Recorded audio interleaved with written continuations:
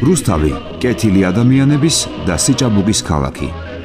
სპეციალურად ინდუსტრიალიზაციის განვითარებისთვის აშენებულ ქალაქს, რომლის აღშენებლობა 40-იან წლებში დაიწყო და განვითარების მწვერვალს 60-იან, 70-იან წლებში მიაღწია, 90-იან წლებში კომუნიზმის მსხვერპლასთან ერთად დიდი ძნელბედობის ჟამი დაუდგა. გაჩერდნენ გიგანტური საწარმოები, მეტალურგიული, ქიმიური და ცემენტის ქარხნები. ქალაქის მოსახლეობის 90% უმუშევარი დარჩა. რუსთავიდან დაიწყო მაღალკვალიფიციური კადრების გადინება. ზოგმა დედაქალაქს მიაშურა, ზოგიც უცხოეთში გადაიხვეწა. ერთ დროს სიცოცხლით სავსე ქალაქში აღმშენებლობითი მუხტი ჩაკვდა. თითქოს დროც გაჩერდა. ჩემი ბავშვობა ეს ძალიან საინტერესო წლები უკავშირდება ამ ქალაქს. თუმცა ეხლა რომ უყურებ და ვაკვირდები, ვიგონებ როგორი იყო ძალიან შეცვლილი მეჩვენება. ეს ალბათ ბუნებრივიც არის, იმიტომ რომ ყველაფერი იცვლება და ეს ერთ დროს ძალიან ცნობილი სამრეწველო ქალაქი დღეს ეს იერ შეცვლილი არის, ასე ვთქვათ, ჩვენს წინაშე. ეროვნული ხელისუფლების მოსვლას გაუაზრებელი და ზოგჯერ მომაკვდინებელი განცხადებები მოჰყვა. ერთ-ერთი ასეთი საბედისწერო განცხადება საქართველოს მაშინდელმა პრეზიდენტმა ზვიადგამსახურდიამ გააკეთა, რომელმაც განაცხადა, რომ საქართველოს მეტალურგიული წარმოება არ სჭირდებოდა და ის ქვეყნისთვის სრულიად ზედმეტი იყო. მართალია მოგვიანებით პრეზიდენტმა აზრი შეიცვალა, მაგრამ უკვე გვიანღა იყო. ულუკმაპუროდ დარჩენილი ადამიანები კომუნისტების დროინდელ ქონებას შეესივნენ. უსწრაფესად დაჭრეს ისტორიული მარტენისა და ბლუმინგის ღუმელები და ჯართად გაიტანეს მეზობელ სახელმწიფოებში. მეტალურგთა უფროსი თაობის თავდადებამ და მართლაც და სამაგალითო პროფესიონალიზმმა განუკითხაობისა და გავერანებისგან იხსნა ის ნაწილი, რომელიც დღემდე მუშაობს და საუკეთესო ხარისხის პროდუქციას აწვდის მსოფლიოს მრავალ ქვეყანას. 90-იანი წლებიდან მეტალურგიული ქარხანა ხელი და ხელში გადადიოდა. დღეს ქარხანა პატარკაციშვილების ოჯახის მფლობელობაშია. მართალია წარმოება საბჭოთა კავშირის დროინდელ მასშტაბებს ვეღარ აღწევს, თუმცა უკანასკნელი 5 წლის მანძილზე წარმოების ტემპიც, შეკვეთების რიცხვიც და გასაღების ბაზარიც მნიშვნელოვნად გაფართოვდა.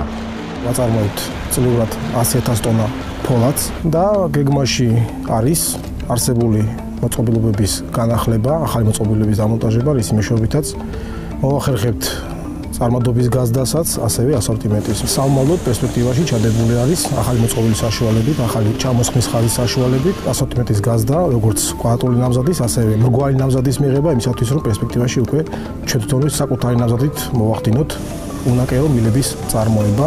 უმაღლესი ხარისხის ფოლადი გვაქვს და არმატურაც, რომელსაც ვაწარმოებთ, არის A500 კლასის, რომელიც გამოიყენება მშენებლობაში და საკმაოდ დადებითი გამოძახილები აქვს ჩვენს პროდუქციას, რომელიც არა მარტო ადგილობრივ, არამედ საზღვარგარეთის ბაზრებზეც გადის და წარმატებით იყიდება. მსოფლიო ბაზარზე მნიშვნელოვანია როგორც ნამზადის ხარისხი, ისე მისი გარეგნული სახე. ხარისხიანი პროდუქციის გამოშვებას კვლავ ქვეყნის პრესტიჟად მიიჩნევს. 89 წლის გამომგონებელი დღესაც მშობლიურ ქალაქში მუშაობს და რამდენიმე კვირაში დაასრულებს გამოგონებას, რომელიც მთლიანად ავტომატიზირებულს გახდის არა მხოლოდ რუსთავის მილსაგლინავ წარმოებას, ახალ სიტყვასაც ითქვის მსოფლიო მეტალურგიაში. მეგონია მოკლე ხანში ჩვენ გასაკვირველს გავაკეთებთ კიდე ერთს. ეს იქნება ჩემი ბოლო ალბათ და მე დაუთმობ ახალგაზრდობას ყველაფერს. დღევანდელმა ეგრეთ წოდებულმა აზოტის ქარხანამ პირველი პროდუქცია 1955 წლის აპრილში გამოუშვა. ის დღემდე ამიერკავკასიაში აზოტოვანი სასუქების მწარმოებელი ერთადერთი ქარხანაა. აზოტის გარდა ქარხანა არაერთ ქიმიურ ნედლეულს აწარმოებს. უკანასკნელი 2 წლის მონაცემებით აზოტის წარმოებამ კომუნისტური ხანის წარმოებას 2.5-ჯერ გადააჭარბა. დღეისათვის რუსთავის აზოტი სიდიდით და სიმძლავრით საქართველოს პირველი სამრეწველო საწარმოა. ჩვენთან დასაქმებული არის დაახლოებით 2300 კაცი. ჩვენი პრიორიტეტი არის მათი სოციალური პირობების გაუმჯობესება და შეგვიძლია ვთქვათ, რომ თამამად რომ ერთ-ერთი მოწინავე საწარმოა სოციალური პაკეტის განვითარების მხრივ. ქართული აზოტი ხარისხითა და ფასით ხიბლავთ როგორც ამერიკის სხვადასხვა შტატში, ისე ბევრ ევროპულ ქვეყანაშიც. ქართული ცემენტი რუსთავში 2008 წლიდან იწარმოება. უახლესი ტექნოლოგიებით აღჭურვილ ქარხანაში მართვის და კონტროლის თანამედროვე სისტემებია დანერგილი, რაც საწარმოო პროცესის უსაფრთხოებას უზრუნველყოფს. რუსთავის ცემენტის ქარხანა ერთადერთია ქვეყანაში, სადაც ასევე იწარმოება კლინკერი. ეს ის პროდუქტია, რომელიც თაბაშირთან და დანამატებთან ერთად ცემენტის მისაღებად გამოიყენება. რუსთავში დამზადებულ კლინკერს იყენებენ საქართველოში არსებული ცემენტის მწარმოებელი სხვა ქარხნებიც. გასული წლის მაისში ჰაიდელბერგმა პირველად საქართველოში დანერგა ცემენტის წარმოების ახალი ტექნოლოგია, რაც გულისხმობს ცემენტის დაფქვის პროცესში თანამედროვე სეპარატორების გამოყენებას. ამ პროცესმა კიდევ უფრო გააუმჯობესა ჩვენი ცემენტის ხარისხი, რაც ასახული არის შედეგებზე. ჰაიდელბერგ ცემენტის რუსთავის ქარხანაში 550-მდე ადამიანია დასაქმებული. რუსთავში თანამედროვე ქარხნებით შენდება. ინვესტორებისთვის ერთ-ერთი გადამწყვეტი ფაქტორი მიწის ფასი აღმოჩნდა. აზერბაიჯანში მრავალი წლის მოღვაწეობის შემდგომ კომპანიის ქართველმა თანამფლობელებმა დაარწმუნეს აზერბაიჯანელი პარტნიორები, რომ საქართველოს ახალი ხელისუფლება ბიზნესის სტაბილურობის გარანტი იქნებოდა. ასე შეიქმნა ქართულ-აზერბაიჯანული საწარმო AG Microelectronics-ი. ეს არის ჩვენი პროდუქტი, რომელიც მართლა სიამაყე არის, ესე ეგრეთ წოდებული OTT ბოქსები, რომლის მეშვეობითაც ჩვენ უბრალოდ თქვენი შავ-თეთრი ტელევიზორი კომპიუტერთან შეგიძლიათ აქციოთ, უშვებთ საკაბელო ტელევიზიებისთვის DVB-C რესივერებს HD ხარისხით, საკმაოდ დიდი მოთხოვნა გაჩნდა. სიმართლეს გეტყვი, თავიდან არ ვინდო ქართულ ნაწილს, ქართული საკაბელოები და რამდენიმე 20-30 წელი ნაწილეს რო ერყვა, ეხლა საკმაოდ დიდი მოთხოვნა, დიდი რიგია ამაზე, ისევე როგორც აზერბაიჯანში. ქარხანაში ჯერჯერობით 40 თანამშრომელი მუშაობს. მათი საშუალო ხელფასი 500-დან 1000 ლარამდეა. ურთულესი წარმოებისთვის აუცილებელი სპეციალისტები პირველ ეტაპზე ბალტიისპირეთიდან მოიწვიეს, თუმცა ქარხნის ხელმძღვანელებს იმედი აქვთ ქართველი სტუდენტებისა, რომლებიც დიდი მონდომებით ეუფლებიან უახლეს სპეციალობებს. ჩვენ პარტნიორებთან ერთად ვიწყებთ საკმაოდ მაღალი ხარისხის 3D სმარტი ტელევიზორების გამოშვებას. არ გვეშინია იმის, რომ პირველად შევდივართ ბაზარზე, მხოლოდ იმის გამოც თუნდაც რომ ქართული ქარხანა ვარ და გარანტიის მიცემა გაცილებით, საგარანტიო სერვისი გაცილებით იოლია, განსხვავებით ჩინელებისგან. პროგრამის აწარმოე საქართველოში ფარგლებში ქარხანამ 300.000-იანი IAPI კრედიტი მიიღო. სამთავრობო პროგრამის ფარგლებში რუსთავში უკვე 5 პროექტი განხორციელდა და 300-მდე ადამიანი დასაქმდა. უახლოეს მომავალში კი იმ ადგილას, სადაც ადრე წარმოებები იყო, ხოლო ბოლო 20 წელიწადია გავერანებულია, ბამბის კომბინატი ამუშავდება. კომბინატში 70 ადამიანი, მათ შორის შეზღუდული შესაძლებლობის მქონე რამდენიმე პირი დასაქმდება. ეს წარმოება გამოუშვებს ისეთ პროდუქციას, როგორც არის სამედიცინო ბამბა, კოსმეტიკური ბამბა, შეიკერება საბნები, ლეიბები, ადეალები, ბალიშები და ჩვენი პროდუქციის რეალიზაციას ვფიქრობთ როგორც ადგილობრივ ბაზარზე, ევროპის ბაზარზე გატანას. ყველას, ვისაც გავსი ტიპის იდეა ან თავისი მოსაზრებები ან პროექტი აქვს, ყველას ვურჩევ, დეპუტატის ბიუროში მობრძანდეს და ჩვენ ყველას დავეხმარებით კომუნიკაციაში. ეს არის გადარჩენა და უმუშევრობის პრობლემის დაძლევის ყველაზე უფრო სწორი გზა. დასაქმების პრობლემის გადასაჭრელად ბიზნესის ხელშეწყობასთან ერთად სამუშაო ბაზარზე არსებული მოთხოვნების შესაბამისი კვალიფიციური სპეციალისტების მომზადება აუცილებელი. სწორედ ამას ემსახურება პროფესიული კოლეჯი მოდუსი. ბიჭები ძალიან მონდომებული არიან, რამდენადაც ეს პროფესია არის მოთხოვნადი ძალიან, მოგეხსენებათ, სანტექნიკოსები დღეს ძალიან ჭირს. კოლეჯი ელექტრო-აირშემდუღებლებს, ლაბორანტებს, თაბაშირ-მუყაოს, ავტომობილების ძრავის და სავალი ნაწილების, სამღებრო საქმის და სხვა სპეციალისტებს 2006 წლიდან ამზადებს. 15 სპეციალობა გვაქვს, რომელსაც სრულად დაფინანსებს სახელმწიფო. ვაპირებთ კიდევ ორი სპეციალობის დამატებას, ეს იქნება ხიდურა, ამწის მერმანქანე და მლესავი. კოლეჯი ერთადერთია რეგიონში, ამიტომ მოთხოვნაც დიდია. თუმცა იმის გამო, რომ მოდუს საერთო საცხოვრებელი არ აქვს, ბევრი დაინტერესებული ახალგაზრდა კოლეჯში სწავლას ვერ ახერხებს. ბოლო 3 წლის განმავლობაში სასწავლებლის მატერიალურ-ტექნიკური ბაზა მნიშვნელოვნად გაუმჯობესდა. იგი აღიჭურვა თანამედროვე ტექნოლოგიებით, განვითარდა ინფრასტრუქტურა. დღეს აქ სხვადასხვა სპეციალობებს 800-მდე სტუდენტი ეუფლება. ადგილობრივი ბიუჯეტის ზრდასთან ერთად იზრდება იმ პროექტთა რიცხვი, რომლებიც რუსთაველთა კეთილდღეობისკენაა მიმართული. ქალაქში იცვლება მოძველებული კომუნიკაციები, შიდა ეზოებში იგება ასფალტის საფარი, ეწყობა საბავშვო მოედნები, ინფრასტრუქტურული პროექტების რიცხვშია რუსთავის პარკი. როცა ქალაქი დაარსდა, პირველი ერთ-ერთი რაც აშენდა იყო ეს თეატრი, საზაფხულო თეატრი იყო. სკამები დავამატეთ, ანუ 300 პერსონაჟი არის, 300 ადამიანზე. გარდა ამისა, გასახდელები გაკეთდა შიგნითკენ და ნუ სპეციალური მასალით მოეწყო, რომ წვიმა გამძლე იყოს და წყალგამძლე, ყინვა გამძლე იყოს. გეგმა აქვს, რომ შეიძლება ნახოთ, აი დამაკავშირებელი ერთიდან მეორეზე მოვძებნოთ რაღაც სპეციალური კონსტრუქციებია, თუმცა წვიმის პერიოდში გადაახურვა მოხდეს ხოლმე ხელოვნური. ტბა არის დაახლოებით 1 კილომეტრი, 990 10 მეტრია თუ არ ვწდები ეს ტბა. ეხლა სპეციალურად თევზები და ის გაუშვით, რომ ეს ბალახები რო არ გავრცელდეს და ფილტრაციას უკეთებთ. ანუ ეხლა ბუნებრივი ფილტრაციით ხდება და დაცვა ყავს სპეციალურად მაგისთვის დანიშნული, რომ აქ ვიღაცემა რაღაც არ ჩაყარონ, არ გააფუჭარონ იმასთან, არ დასვარონ და მაქსიმალურად ყურადღებას ვაქცევთ. ველოსიპედის ბილიკი გავაკეთეთ. სხვათა შორის მინდა აღვნიშნო, რომ ეს ტბა არის ერთ-ერთი უნიკალური ან ბაიდარკისთვის, იმიტომ რომ არის იდეალური ადგილი. ანუ ნორმალური ამინდის დროს, ანუ პრაქტიკულად ეს ტბის რყევა არის მინიმალური და სავარჯიშო საკმაოდ კარგი. ინტენსიურად მიმდინარეობს რუსთავი-თბილისის ავტობანის მშენებლობა. უახლოეს მომავალში კი კიდევ ერთი მნიშვნელოვანი ინფრასტრუქტურული პროექტის განხორციელება დაიწყება. დმანისიდან, ბოლნისიდან და მარნეულიდან რუსთავში ჩამოსვლის მსურველებს თბილისში ჩასვლა აღარ მოუწევთ. რუსთავს მარნეულთან და ქვემო ქართლის სხვა რაიონებთან 19 კილომეტრით მოკლე კეთილმოწყობილი გზა დააკავშირებს. 34 კილომეტრიანი გზის მშენებლობისთვის 21 მილიონი ლარია გამოყოფილი. ეს გზა როგორც კი გაკეთდება, მაშინვე ამ გზის გასწვრივ დაიწყება გადამამუშავებელი, საკონსერვო, სამაცივრე და სხვადასხვა ნაგებობებისა და წარმოებების შექმნა. რუსთავის მთავარ მოედანზე პოლიტექნიკური უნივერსიტეტის ყოფილი საერთო საცხოვრებელი სპეციალურად აფხაზეთიდან დევნილი ოჯახებისთვის გარემონტდა და კეთილმოეწყო. გასულ წელს 200-ზე მეტმა ოჯახმა განიცადა საკუთარი კერის სითბო. აბაკელიების ოჯახი 22 წელი ელოდა ბინას. 92 წლიდან დევნილობაში ვართ. ეს ჩვენი მართლა ისეთი სერიოზული პრობლემა იყო. ბინის გარეშე ცხოვრობით, დიდება უფალს იმისათვის, რომ ვერ გვესბედნიერება შევთხოვ უფალს, ყველა უსახლკარო საქართველოში, მომავალში, ასე ჩემსავით ბედნიერი მენახოს. ამ ქალაქს არასოდეს აკლდა თავდადებულები, რომლებიც გამორჩეული იდეებისთვის სრულიად უსახსროდ, დიდი ენთუზიაზმით იბრძოდნენ. მეგობრები მალხას კვინიკაძეს თანამედროვე დონ კიხოტად მოიხსენიებენ, რომელმაც 20 წლის წინ საკუთარი მცირე დანაზოგითა და დიდი სურვილით გადაწყვიტა მოხუცთა სახლი დაეარსებინა რუსთავში, იმისათვის, რომ ქსენონში ცხოვრების მსურველები ერთ პირობას უნდა აკმაყოფილებდნენ. უარს ვეუბნებით დალხინებულ ადამიანებს.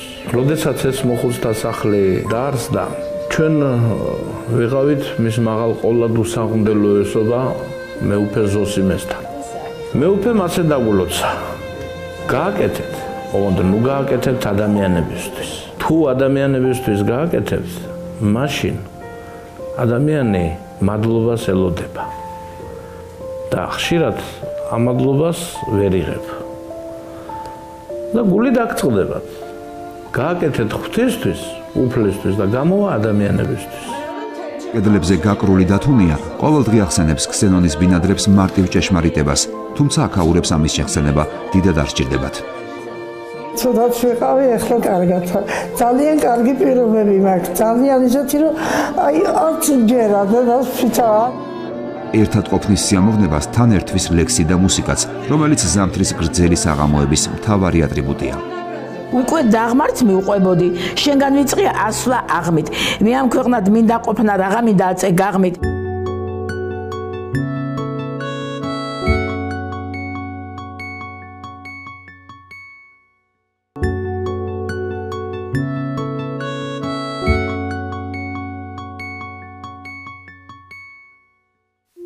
პატრიარქის კურთხევით, ნასესხები 50 ლარით და 1 დისკით სტუდია გუთანმა რუსთავში დაიწყო მოღვაწეობა და მთელი საქართველოს შემოიარა.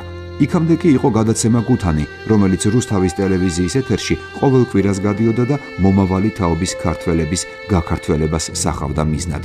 როგორც მიწა სჭირდება გაუფრთხილებელ მიწას პირველ რიგში ჯერ გადახნა, რომ შემდეგ კეთილი თესლისგან კეთილი ნაყოფი მივიღოთ.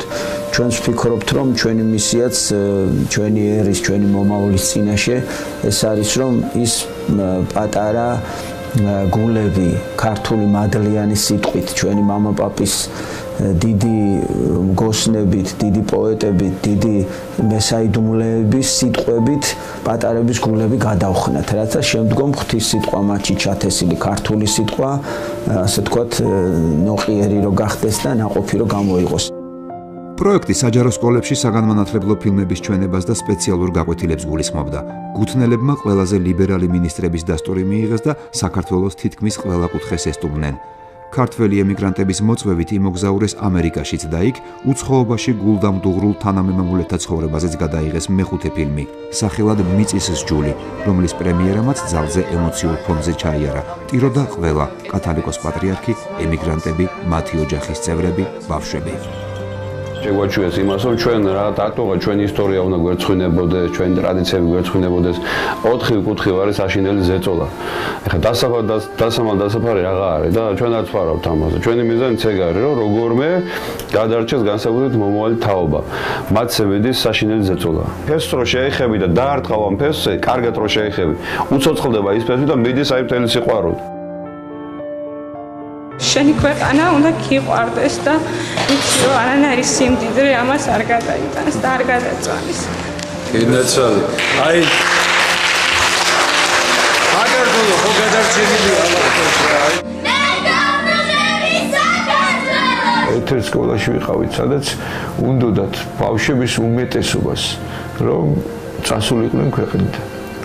ანუ აქ აბა რა გავაკეთოთ თვითონვე ამბობდნენ აი აქ როგორ ვიცხოვროთ და ჩვენ ასეთი რაღაც შეკითხვა დავუსვით რომ ყველამ რო წავიდეთ აქედან საქართველოსდან ვიღა დარჩება აქ ვის დაუტოვოთ ჩვენი ქვეყანა ეროვნულ ფასეულობებსა და ღირებულებებს თავადაც უფრთხილდებიან და მომავალ თაობასაც იმავე სასწავლიან. რუსთავის მხარეთმცოდნეობის მუზეუმს, სადაც ქალაქის ისტორიის ამსახველი უამრავი ექსპონატია დაცული, რუსთაველი ბავშვები ხშირად სტუმრობენ. პროექტ სახალისო არქეოლოგიის ფარგლებში სკოლის მოსწავლეები არქეოლოგიურ კვლევაძიებაშიც მონაწილეობენ. ბავშვებს აქვს საშუალება არა მხოლოდ ამოიღონ ეს მასალები, არამედ მისი სამეცნიერო დამუშავებაც განახორციელონ. ამ პროგრამის დახმარებით ნინისთვის მუზეუმი ერთ-ერთ საყვარელ ადგილად იქცა. უკვე საკუთარი ქალაქის შესახებაც ბევრი რამ შეიტყო და მეგობრების მსგავსად მშობლიური რუსთავითაც უფრო მეტად ამაყობს. ეს მუზეუმი ახალგაზრდობას ხელს უწყობს, რომ იცოდეს ქალაქის ისტორიის შესახებ. ბავშვებს იწვევენ მუზეუმში, ათვალიერებენ ტერიტორიას და ერთ-ერთი ასეთი მათი პროგრამა იყო, რომ ბავშვებს მიიღოს მონაწილეობა არქეოლოგების მიერ ჩატარებულ მნიშვნელოვან არქეოლოგიურ გათხრებზე. თავისი ქვეყნის წარსულზე ნინის მსგავსად მისი დაც ხშირად ფიქრობს. ნატალია აფხაზეთით დაინტერესდა და პროექტში ჩემი აფხაზეთი მიიღო მონაწილეობა. ნინის მიერ დაწერილი მოთხრობა მხატვრულად გააფორმა და სლოვაკეთში 20 აფხაზ თანატოლებს გააცნო. მეგობრებიც შეიძინა და იმასაც უფრო კარგად მიხვდა, რა ტკივილი აწუხებს დღეს მის სამშობლოს. მენია რომ ჩვენ დავკარგეთ აფხაზეთი და მე კლასში მყავს აფხაზეთიდან დევნილი ბავშვები ძალიან მიდაუბრუნდნენ ისინი საკუთარ სახლს შემოვიერთოთ ჩვენი აფხაზეთი. აფხაზეთსა და სამხრეთ ოსეთს არც მე-7 საჯარო სკოლაში ივიწყებენ, სადაც 2008 წლის აგვისტოს ომში დაღუპული კახაბერ თავგორაშვილი და ვახტანგ გზირიშვილი სწავლობდნენ. სკოლის დირექტორი უკვე წლებია კალათბურთში და ფრენბურთში ამ გმირების სახელობის ტურნირებს ატარებს. აქამდე შეჯიბრებები ნახევრად დანგრეულ სპორტულ დარბაზში იმართებოდა. რუსთავის მაჟორიტარი დეპუტატის ზვიად ძიძიგურის დახმარებით ქალაქის სამინისტრომ სკოლის დარბაზის შესაკეთებლად 99,000 ლარი უკვე გამოყო და მომავალი ტურნირი უკვე გარემონტებულ დარბაზში ჩატარდება. თაობები იზრდებიან და გვინდოდა რომ მათი აი ეს გმირობა მაგალითზე გავზარდოთ ხოლმე ბავშვები. მე-7 და მე-11 საჯარო სკოლებში ეროვნული გმირების პატივისცემასთან ერთად წიგნის სიყვარულსაც ასწავლიან. მე-11 სკოლა კლუბ დავითიანის პროექტში წიგნის მეგობრები უკვე მეორედ იმარჯვებს. ქონდა დასახელებული კონკრეტული წიგნები, ეს წიგნები უნდა წაგვეკითხა, ამ ნაწარმოებების მიხედვით უნდა დაგვედგა სპექტაკლი, უნდა გაგვეცა პასუხები სხვადასხვა კითხვებზე.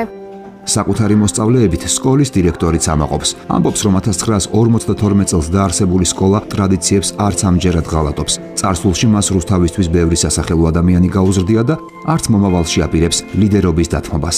სწავლობს დღესდღეობით 600 მოსწავლე. ჩვენს ჩაჭრილი ბავშვები არ გვყავს, პირიქით ძალიან ბევრმა უმეტესობა 99%-მა გადალახეს კიდევაც ეროვნული გამოცდები და უმაღლეს სასწავლებლებშიც მოხვდნენ. საკუთარი წარსულით, ტრადიციებით და წარმატებებით ამაყობს 21 საჯარო სკოლაც. დღესდღეობით სკოლაში 1100 მოსწავლეა, 90-მდე პედაგოგია დასაქმებული, ორცვლაშია სკოლა და ვცდილობთ, რომ ვიყოთ განათლების სისტემის ავანგარდში, ყველა ინიციატივები ხორციელდება სკოლაში და ვთვლით, რომ დღეს ვართ ერთ-ერთი წარმატებული სკოლა ჩვენს ქალაქში. ნელი პაატიშვილს ამ სკოლაში უკვე 30000 გაყვითილი აქვს ჩატარებული. 6000-ზე მეტი მოსწავლე აზიარა ცოდნას და უამრავი სასახელო ადამიანიც გაზარდა. 41 წლიანი პედაგოგიური გამოცდილების შემდეგ მისთვის ყველაზე მთავარი ისევ და ისევ მშობლიური სკოლაა. მე გახლავართ სწორედ ის მასწავლებელი, რომელიც პირველ პედსაბჭოს დაესწრო. სკოლა ჩემთვის ყველაფერია. პირველი გაკვეთილისთვის რომ მოვდიოდი, ჩემთვის ყოველი დღე აი ასეთივე სიხარულით, აი ესეთივე დიდი სიყვარულით იწყება. ვერ წარმოვიდგენი ალბათ მე ვერ გავძლებდი მათ გარეშე. ბავშვები ჩვენთვის ყველაფერია. 21 სკოლა ქვეყნისთვის სასახელო თაობას ამჟამადაც რომ ზრდის, ამის მაგალითი მე-11 კლასელი გიორგი მელიქიძეა. ისტორიის, გეოგრაფიის, ლიტერატურის, ფილოსოფიის, ფსიქოლოგიის, პოლიტოლოგიის მიმართ განსაკუთრებულ ინტერესს ადრეული ასაკიდან იჩენს. გამორჩეული ინტელექტის გამო უკვე წლებია ეროვნულ ოლიმპიადებში მონაწილეობს. აღიარება და წარმატებაც ბევრი ჰქონია. განსაკუთრებით საერთაშორისო ურთიერთობები იზიდავს და ფიქრობს, რომ სწავლასაც ამ მიმართულებით გააგრძელებს. ასაკის მიუხედავად თავს უკვე პროფესიონალ მოდებატედ მიიჩნევს. 2 წლის წინ დებატ კლუბი საკუთარ სკოლაშიც დააარსა და ჩემპიონატიც გამართა. მოაქვს ორი განსხვავებული და ძალიან კარგი შედეგი. პირველი ის გამოცდილება, კრიტიკული აზროვნება, რაც უმთავრესი არის დღევანდელ ცხოვრებაში, რომ წარმატებას მიაღწიოს ადამიანმა ინტელექტუალურ საქმიანობაზე მაქვს საუბარი და მეორე თემის ირგვლივ მაქსიმალურად აუმწურავ ინფორმაცია, რაც კი შეიძლება თემის ირგვლივ არსებობდეს. გიორგი ამაყობს თავისი თაობით და ამბობს, რომ ის მეგობრებთან ერთად თავის სიტყვას აუცილებლად იტყვის. უკვე უამრავი მეგობარი ყავს და ერთი დიდი წრე ვართ, აი ამ ოლიმპიადების წარმატებული მონაწილეები, რომლებსაც ძალიან ახლო მეგობრული ურთიერთობა გვაკავშირებს ერთმანეთთან, ერთმანეთს იმედს ვაძლევთ და რაც თავარია ვაძლევთ იმედს ჩვენს ქვეყანას, რომ მომავალში ჩვენ ავიღებთ პასუხისმგებლობას მასზე და წარმატებებს მოუტანთ მას. სპორტული კლუბები და მოედნები რუსთაველი ახალგაზრდების გაჯანსაღებისა და დასვენების ერთადერთი საშუალებაა. რუსთავის კალათბურთის გუნდი მეორე წელია საქართველოს ნაკრებში მეორე ადგილს იკავებს. გუნდის რამდენიმე წევრი საქართველოს ნაკრების შემადგენლობაში თამაშობს. მთავარი მწვრთნელი ოთარ ხმელიძე ბიჭებით კმაყოფილია და ამ სეზონში დიდ წარმატებას ელის. ისეთი გუნდი გვყავს, ნებისმიერი ადგილისთვის შეგვიძლია ყველაზე მაღალი ადგილებისთვის ბრძოლა. 18 წლამდელებშიც, 20 წლამდელებშიც რა თქმა უნდა დიდი გუნდის მიზანით არის ჩემპიონობა მხოლოდ. უახლოეს მომავალში რუსთავმა შესაძლოა თავისი წვლილი შეიტანოს ქართული ფეხბურთის განვითარებაშიც. რამდენიმე სხვა ქალაქისგან განსხვავებით ფეხბურთის ფედერაციის ინიციატივას მხარი სწორედ რუსთავის მერიამ დაუჭირა და ქალაქის შესასვლელთან ბორის პაიჭაძის სახელობის ფეხბურთის აკადემიის მშენებლობა გადაწყდა. პროექტს UEFA 12 მილიონი ლარით დააფინანსებს. აქ იქნება 6 მოედანი, ყოველ 6 მოედანი იქნება UEFA-ს და FIFA-ს სტანდარტების ნორმებში, იქნება დიდი მოდული, სადაც იქნება გადახურული მინი მოედნის სტადიონი, იქნება კალათბურთის სტადიონი, ხელბურთის, იქნება აუზი 16-25-ზე, იქნება დახურული ტენისის კორტი, იქნება ორი ტენისის კორტი სხვადასხვა საფარით გარეთ. 140 კაცზე გათვლილი სასტუმრო, თავისი კვები, თავის სამედიცინო სარეაბილიტაციო კომპლექსი. ანუ აქ იქნება 4 ასაკის ბავშვები 13 წლიდან 17 წლამდე. სულ 140 ბავშვი არის გათვლილი. რუსთავს როგორც საფეხბურთო ქალაქს ეს ძალიან უხდება. ერთმა მისცეს იმის საშუალება საქართველოს, რომ ესეთი 1-2 კიდევ საქართველოს სხვადასხვა რეგიონებში რომ გააკეთოს აი იმ ფეხბურთის განვითარებაზე, რომელზეც ჩვენ ასე ოცნებობთ და იმ ბავშვების უკეთეს პირობებში ვარჯიშისთვის ეს არის აუცილებელი. მესამე წელია ფონდმა ქართულ რუსთავს რაგბის თანამედროვე საწვრთნელი ბაზა და მოედანი აჩუქა. რუსთაველმა რაგბისტებმაც ძალზე მოინდომეს და საქართველოს ჩემპიონატში ბოლო წლებია მხოლოდ საპრიზო ადგილებს იკავებდნენ. უკვე მეორე წელია ამ სტადიონზე ვარჯიშობთ, ახალი განახლებული ბაზა აგვიშვენდა რუსთავში და ეს დიდი პლუსია თითოეული მორაგბისათვის, რადგან არის სავარჯიშო პროცესები შეგვიძლია გავიაროთ, 10% დავიხარჯოთ, ტრენაჟორები არის 2 მოედანი სავარჯიშო სათამაშო და დიდი წვლილი შეიტანა ამ მატჩში ჩვენ წარმატებაში, რომელიც წელს მეორე ადგილს დავამთავრეთ. ბიჭები ცდილობენ მოედანზე მოსული მაყურებელი არასოდეს გააწბილონ. ვარჯიშისგან თავისუფალ დროს კი მათი უმრავლესობა ახალი ეკლესიის მშენებლობაში იღებს მონაწილეობას. ხარაჩოებზე ოსტატებთან ერთად დგანან და რუსთავში ნაკურთხ ყოველ ახალ ტაძარს საკუთარ გამარჯვებადაც თვლიან. პატარა ქალაქია ნამდვილად, მაგრამ მე ამ ბოლო წლების განმავლობაში უკვე ხედავ, რომ ხალხი ეკლესიურად მოექცა. იყო დრო, როდესაც ახლად დაარსებულ ქალაქში ეკლესიის მშენებლობის უფლების მოთხოვნისათვის 20 ხელმომწერი იყო საჭირო, თუმცა რეჟიმით დაშინებული მოქალაქეები ხელმოწერას ვერ ვედავდნენ. 80 წლების ბოლოს პირველი სამლოცველო შეიქმნა ერთ-ერთ მორწმუნე ოჯახმა თავის სახლის ნაწილი დათმო და 2 წელიწადზე მეტი აგროვებდნენ ხელმოწერებს. მაშინ უნდა 20 ადამიანის ხელმოწერა ყოფილიყო. და დღეს რომ მოაწერდა მეორე დღეს ითხოვდა ამომშალეო რა, ეშინოდათ რეპრესიების ბოლშევიკურ რეჟიმისგან. მაგრამ მაინც მოახერხა ბოლოს გამონახა 20 კაცი თავდადებული ეს ხელმოწერები და ის სამლოცველო გაიხსნა. ის დღესაც მოქმედია. და საოცარი როცა კომუნისტური რეჟიმი დასრულდა და საკუთრებში დაიშალა, ხო მაშინ ხო ცოტა ის გრევის პერიოდი იყო. და ქვეყანაში სინგრეოდა სტრუქტურები, წარმოები გაჩერდა და ტაძრების მშენებლობა დაიწყო. ეს არის ერთ-ერთი სასწაული. გაჭირების დროს შენდებოდა ტაძრები და ხალხს უხაროდა ეს. ქარხნები გაჩერდა რუსთავის აღარბოლოს და ტაძრები აშენდა. იგი ეს ინდუსტრიის ქალაქი სულიერების ქალაქად იქცა. მიუხედავად ძნელბედობისა და კატაკლიზმებისა, რუსთავი დღესაც ამართლებს სიჭაბუკის ქალაქის თიკუნს. ქალაქი კვლავ შენდება, უკეთესი მომავლის იმედით ცხოვრობენ კეთილი ადამიანები.